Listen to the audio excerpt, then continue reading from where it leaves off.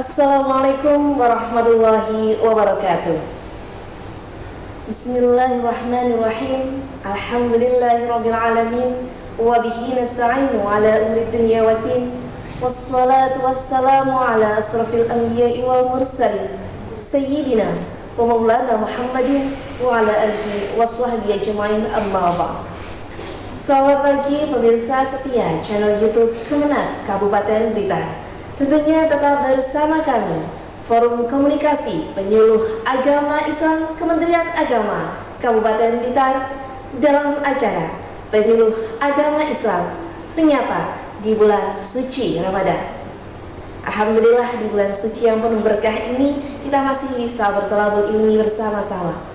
Tentunya hari ini tetap bersama kami Penyuluh Agama Islam Kabupaten Blitar dalam kajian-kajian dan bincang-bincang kita pada hari ini. Dan hari ini saya Yohana Yuni tentunya tidak sendiri. Saya ditemani oleh seorang yang luar biasa, karismatik, energi, dan bisa menjadi panutan untuk kita semuanya. Beliau adalah Kiai Muhammad Sahson, yang sering kita sapa dengan Kiai Sahson. Assalamualaikum Kiai. Waalaikumsalam warahmatullahi wabarakatuh. Alhamdulillah, sakit pagi jenengan Kiai. Ya, sama-sama kan. Ya, bagaimana kabarnya Kiai? Alhamdulillah sehat-sehat semua. Alhamdulillah, puasa ini tetap semangat kelihatan Kiai. Alhamdulillah semangat terus. Keluarga juga sehat Kiai. Alhamdulillah. Di bulan puasa ini kita bisa berbincang-bincang dengan Kiai Sahson, dan beliau adalah penyuluh agama Islam Kecamatan Bakung Kiai. Ya, beliau lahir di Trenggalek pada tanggal 11 November 1969, beralamatkan di Dusun Kalimenang Sidomulyo, Kecamatan Bakung. Beliau berpendidikan di Pondok Pesantren Lirboyo. Alhamdulillah bisa panggil. Pengalaman organisasi, beliau adalah Rais M3HM Lirboyo Kediri, Ketua MBC NU Bakung. Beliau sehari-harinya adalah sebagai khotim di Pondok Pesantren Lirboyo cabang 3 Bagong. Alhamdulillah, ini suatu kehormatan bagi kami semuanya bisa pagi ini dengan bisa berbincang-bincang pada hari ini di bulan suci yang penuh berkah. Semoga dengan bincang-bincang ini menambah keberkahan kita semua. Amin. Ya, untuk pada hari ini kita akan berbicara tentang hasad penghalang hidayah. Kita sebagai manusia, kita adalah umat yang istimewa. Kita diberi suatu keistimewaan berupa akal, terutama hati.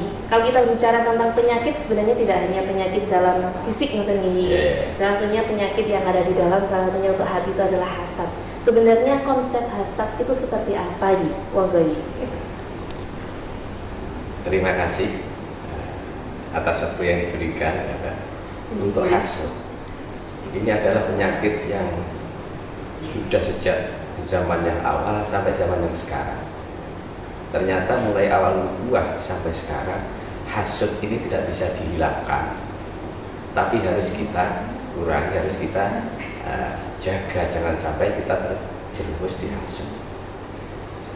Nah, hasad, batasan atau takrifnya hasad adalah tamanni zawalun nikmah anil ghair.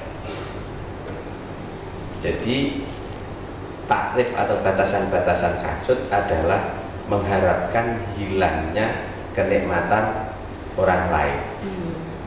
Dalam artian orang lain apabila mendapat nikmat, kita marah, kita tidak merasa nyaman. Lebih kepada iri gitu ya. Iya. Ini.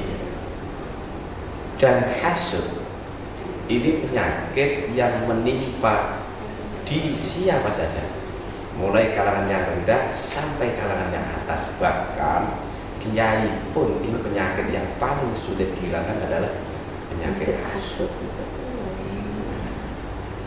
Kebalikannya adalah ghibthah. Kalau ghibthah adalah kita mengharapkan kenikmatan sama dengan orang yang mendapat nikmat itu tadi. Ketika ada orang punya mendapat nikmat, kita ingin seperti orang yang dapat nikmat itu namanya ghibthah. Dan itu selalu diperintahkan oleh sang. Maka kalau ghibthah diperbolehkan, tapi kalau hasad itu tidak. Jadi menginginkan kenikmatan tapi sama, tapi tanpa menghilangkan orang itu ingin menjadi sesara gitu Ya, seperti itu. artinya kita ingin seperti orang yang itu. dapat nikmat, tapi tidak mengharapkan hilangnya nikmat orang lain. Gitu. Ini namanya hitoh dan itu diperintahkan oleh syariat. Itu adalah konsep tentang hasud itu tadi nih. Ya. Dan tadi kan panjenengan dahulukan bahwa ketika kita sebagai orang biasa semuanya pasti ada penyakit hasud itu tadi. Nah, bagaimana cara-cara atau kiat-kiat agar kita terjauh dari hasud tersebut? Ya, yang pertama kita harus tahu dulu sebabnya hasud. Kalau kita tahu sebabnya, maka kita nanti akan bagaimana cara kita mengobati hasud itu sendiri. Sebab yang pertama adalah budul maksud. Kita sengit terhadap orang yang mendapat kenikmatan ini. Maka solusinya, karena nikmat itu semata-mata dari Allah Subhanahu wa taala, maka kita tidak boleh kita merasa orang lain mendapat nikmat, karena kita sendiri juga diberi nikmat, tapi beda dengan nikmat yang diberikan orang lain. Sehingga mestinya kita mensyukuri nikmat yang sudah kita dapati tanpa memandang nikmat yang diberikan kepada orang lain. Kalau toh kita memandang, kita kembali kepada hibtoh tadi. Yang pertama. Yang kedua, tawafukul maksud fil fadli. Kita merasa takut apabila ada orang yang berhasil. Kadang orang, ya ini penyakit. Kalau ada bawahannya ini berhasil, atasnya pasti tidak merasa nyaman. Karena keberhasilan. Nah, ini tidak bisa kita hilangkan. Karena apa? Kita selalu tanam generasi. Kalau kita nanti misalnya merasa terganggu atas keberhasilan junior kita, maka ini akan hancur dunia ini. Ini yang kedua. Maka kita harus bangga ketika ada generasi yang berhasil, maka kita harus bangga. Ini keberhasilan kita. Karena apa? Subhanallah. Yaum rijalul qad, pemuda sekarang adalah tokoh masa depan, dan kita akan redup juga. Yang kedua. Yang ketiga adalah suhul hasid. Biasanya orang yang hasud ini pelit dalam segala hal, terutama dalam hal ilmu yang dia miliki. Karena apa? Kalau ilmu nanti kita berikan kepada orang lain, maka kita akan takut tersaingi Ya, gitu. Ya. Bahkan sebenarnya kalau ilmu diberikan itu malah semakin bertambah gitu mestinya. ya. Karena melihat dasar yang kedua tadi, subhanul yaum rijal, buat pemuda sekarang adalah tokoh masa depan. Lah kalau tidak kita kasih ilmu kita, dari mana pemuda ini mendapat pengalaman? Karena ilmu itu biasanya besar dari pengalaman, bukan dari belajar. Kalau pelajaran itu teori belum pasti sesuai dengan apa yang terjadi, kenyataannya. Pengamalan atau kejadian-kejadian yang sudah kita. Maka kejadian ini harus kita berikan kepada junior kita, senior. Nah, merasa ketika junior ini bagus, kita merasa sukses. Dan ini keberhasilan, termasuk ilmu yang nafi. Sehingga ini sudah selesai. Kalau seperti itu cara pandangnya, insya Allah hasud akan berkurang. Obatnya ya seperti ini. Obatnya sungguh luar biasa gitu ini. Ada yang lain nih? Ya, ini untuk sabab-sababnya. Terus afatnya, bahayanya hasud di dalam kitab Durratun Nasihin ini dijelaskan, iklam anal hasid sama dengan satu afatin. Bahayanya ini nanti ada 8 bahaya yang ditimbulkan dari hasud. Ada 8 ini. Wah, Ya, ada apa? Bahayanya. Bahayanya itu. Kalau sebabnya tadi 3. Kalau kita sudah tahu sebabnya, kita mudah mandang-mandang. Sekarang kalau kita supaya cepat hilang hasud di dalam hati, maka kita harus tahu bahayanya. Yang pertama, al-awal ifsadut ta'ah. Hasud ini dampak dari hasud atau bahayanya dari kita mengamalkan hasud atau melakukan hasud, ini taat kita akan ditolak. Dari taat-taat yang sudah kita lakukan ini akan hilang dengan sendirinya. Nanti ya kelihatannya kita ini orang ahli ibadah, ahli taat, tapi karena di dalam hati ada hasud, maka ini tidak ada atar dan bekas. Percuma gitu ya ini. Ya gimana ya? Ya kita dapat apa ya, sulitnya tapi dapat nikmatnya. Ya, ini yang pertama.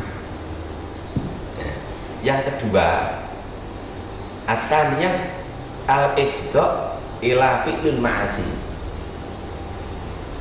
Bahaya yang kedua dari hasud adalah mendatangkan terhadap maksiat.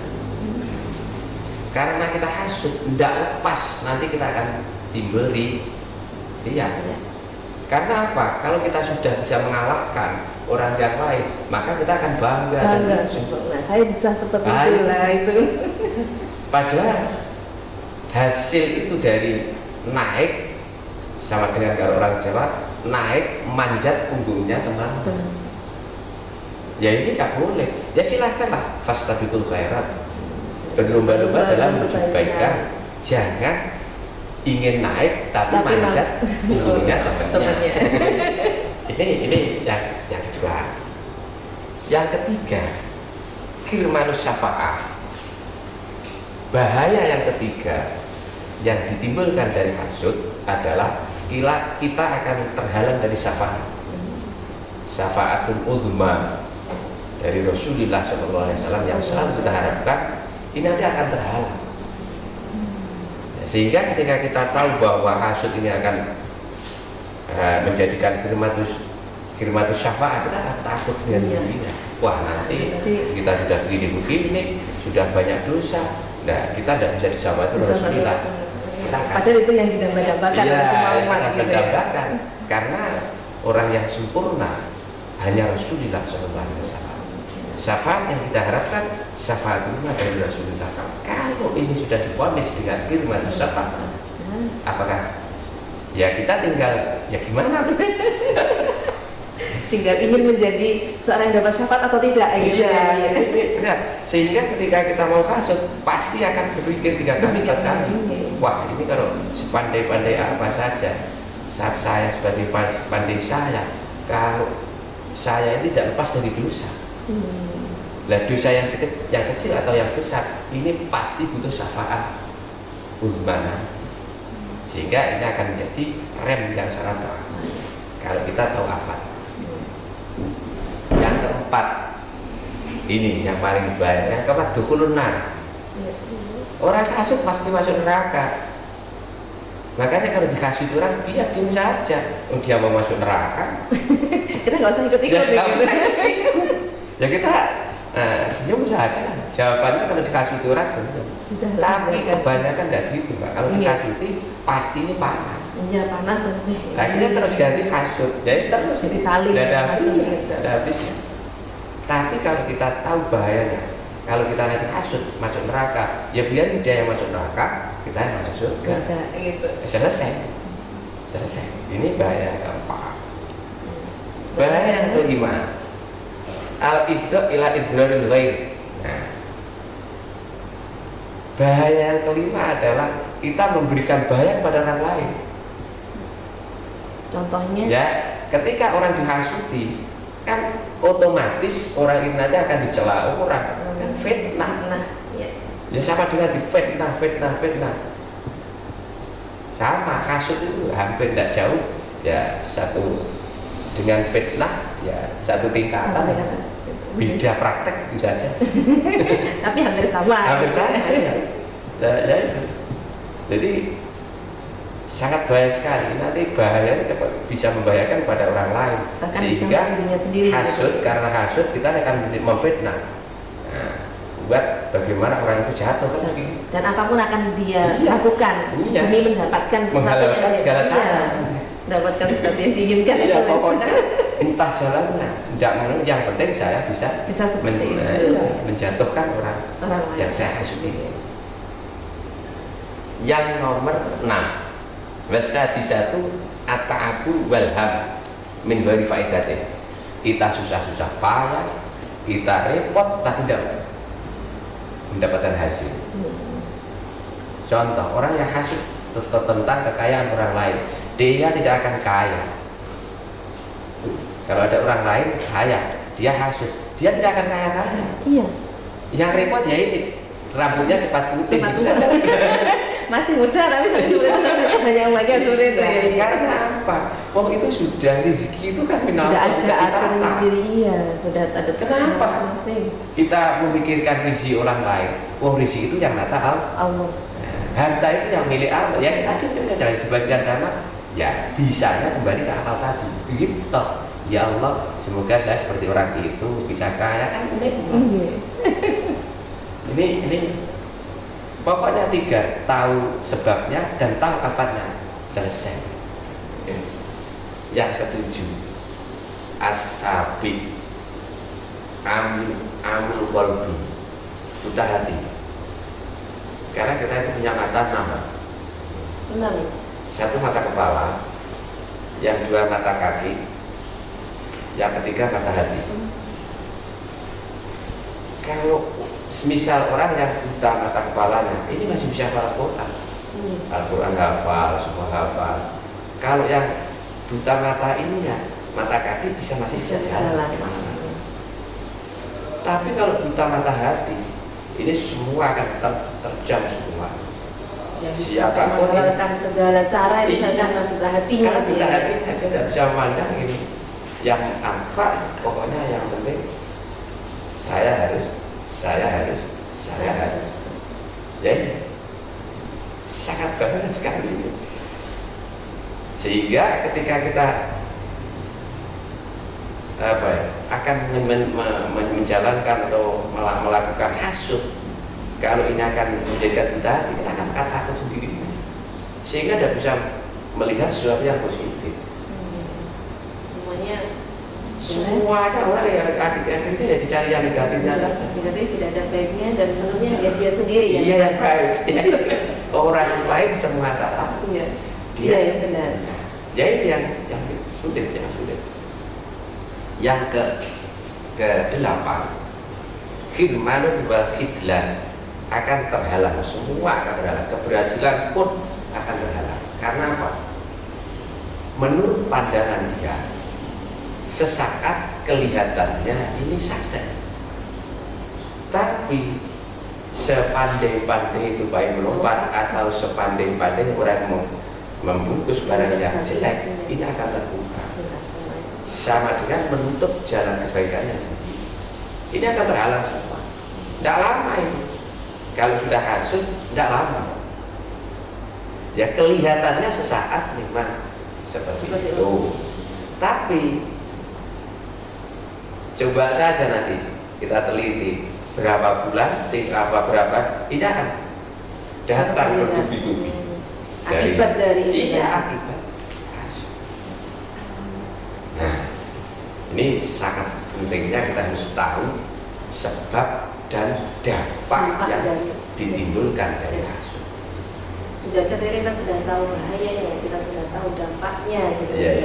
Biasanya kan kita di lingkungan sehari-hari itu kita pasti menemui seseorang yang seperti itu. Nah, kita pasti menjumpai, apalagi kadang juga tidak hanya tetangga, bahkan ada juga saudara yang seperti itu. Lalu bagaimana sikap kita ketika kita itu menjumpai orang-orang yang hasud seperti itu ya? Agar kita namanya juga orang ya, namanya juga kita manusia biasa, apalagi kecuali kalau yang sudah pakemnya beda gitu ya. Kita kan pasti kadang juga ikut ketika kita ada orang yang hasud, mesti ada timbul rasa ingin ini sudah aku harus balas dendam, harus mengganti. Jadi bagaimana kiat-kiat kita agar ketika kita menghadapi orang-orang yang kasus seperti itu dan kita bisa sukses dalam menjalani kehidupan kita, selamat menjalani kehidupan kita. Itu begini Mbak, yang pertama kan kita harus sabar menghadapi orang yang seperti itu, harus kita sabar. Nah, terus bagaimana cara untuk kita ini bisa sabar? Nah itu, kadang semuanya kalau sudah seperti itu sabar saja. Enak ngomong sabar, tapi menjalaninya itu loh. Ini begini Mbak, sabar itu caranya kalau saya, ini ya pribadi saya sendiri, kita itu memandang apa saja. Allah itu setiap menjadikan sesuatu apa saja pasti ada manfaat. Walaupun sejelek apapun, pasti ada manfaat. Sebelum kita tahu manfaat sesuatu yang diciptakan oleh Allah, kita jangan gegabah dulu. Satu contoh, sering-sering orang itu kan kalau ada orang nakal, ada orang yang begini, orang begini, kita kan marah. Kenapa kita marah? Wong orang itu justru akan mengangkat kita. Kalau kita itu tidak ada orang yang jelek, terus mau siapa yang kita akan angkat derajat kita? Yang kita punya tugas amar ma'ruf, yang kita perintah siapa? Yang kita nahi siapa? Sebenarnya orang ini mau mengangkat derajat kita, kenapa kita marah-marah? Atau kalau melihat orang kaya, kenapa kita marah sama orang kaya? Kalau saya justru senang orang semua kaya, saya doakan. Karena saya tidak punya pekerjaan, ya saya doakan semua orang itu semoga menjadi kaya semua. Kalau orang itu menjadi kaya, rezeki saya akan keluar dari situ. Kenapa kita ribut itu? Kalau jadi selesai. Ya Allah kasih kaya semua orang yang di sekitar saya. Kalau semua ini sudah kaya, zakatnya kembali kepada siapa? Pekerjaannya kembali kepada siapa?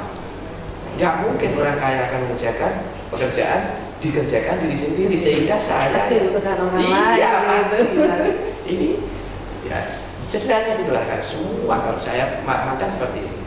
Kalau ada orang misalnya orang nakal, ya ini akan mengangkat derajat saya. Selesai. Kita berdampingan orang nakal, ya tidak marah, ya tidak berdampingan orang kaya, ya bisa. Alhamdulillah. Kalau memang dia tidak mau mengeluarkan, besok saya tuntut di sana. Selesai. Iya kan Mbak? Iya, tapi seperti itu kan tidak mudah ini. Hanya orang-orang tertentu yang bisa seperti itu. Sebetulnya kita saja yang gimana ya, caranya saja, kita metodenya saja, kita belum punya cara yang ke arah situ, sehingga yang kita pandang negatif. Kalau orang kaya pasti begini, ya itulah pandangan sampai ya sana kan belum pasti kan. Intinya menumbuhkan sikap positif thinking gitu ya. Itu.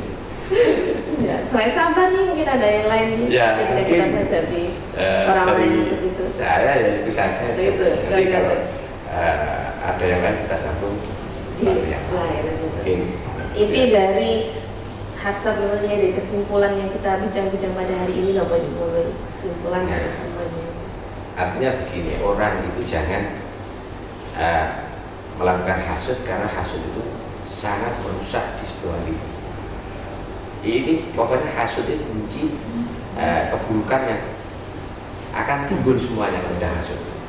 Dan ini hasud ini sudah saya katakan penyakit yang menimpa mulai kalangan kecil sampai kalangan atas, bahkan kiai pun ini siapapun bisa. Kiai pun ini kiai yang dapat penyakitnya hasud ini. Kalau belum penyakit hasud dan dengki ini belum jadi kiai misalnya. Karena obatnya ini setan iblis ya dari sini ini. Kalau dari yang lain mungkin insya Allah tidak tembus. Tapi kalau dari hasud ini pasti akan jebol juga sekelas kiai kalau tidak hati-hati. Ini penting sekali.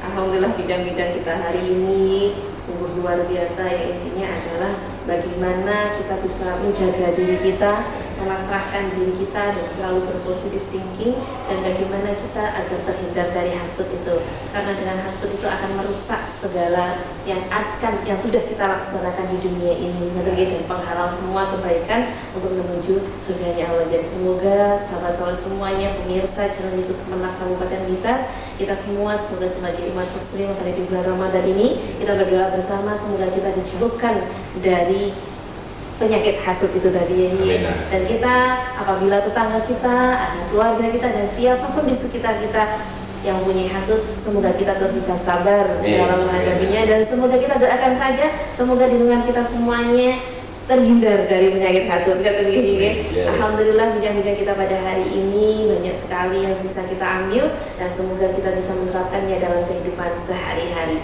Terima kasih Nia atas waktunya, atas ilmunya, semoga membawa keberkahan dan kebermanfaatan untuk kita semuanya. Amin ya. Demikianlah dari kami, saya Hana izin undur diri. Wallahu muwaffiq ila aqwamit thoriq. Wassalamualaikum warahmatullahi wabarakatuh.